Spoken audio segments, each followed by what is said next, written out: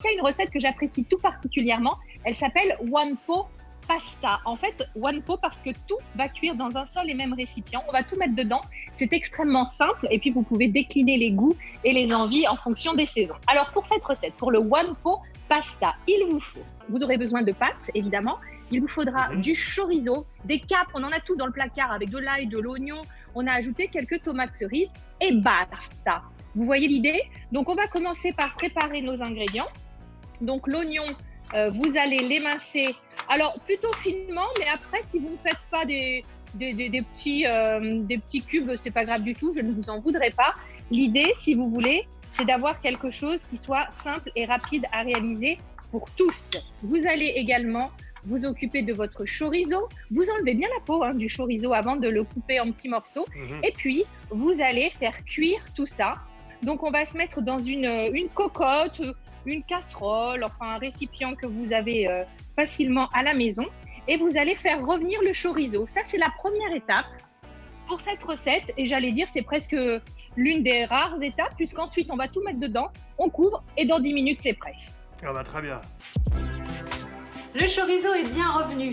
Regardez, ça commence à sentir divinement bon dans cette cuisine. Moi, ce que j'aime bien faire avant d'ajouter tous les ingrédients, eh bien, c'est de faire des petits compartiments. Donc, le chorizo, je vais le rajouter ici. Dans un coin, cette fois-ci, juste à côté, je vais mettre l'oignon.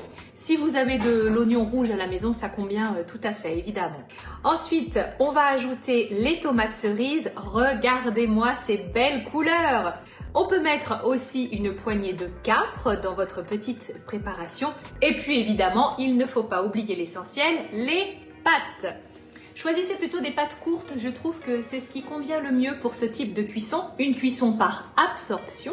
Vous pouvez faire le choix de pâtes complètes, par exemple, si vous voulez avoir une cuisine un peu plus healthy, un peu plus santé, dans ces cas-là, vous mettez des pâtes complètes, vous ajoutez du tofu, du chou kale, du brocoli, c'est vraiment quelque chose que vous pouvez décliner selon vos envies.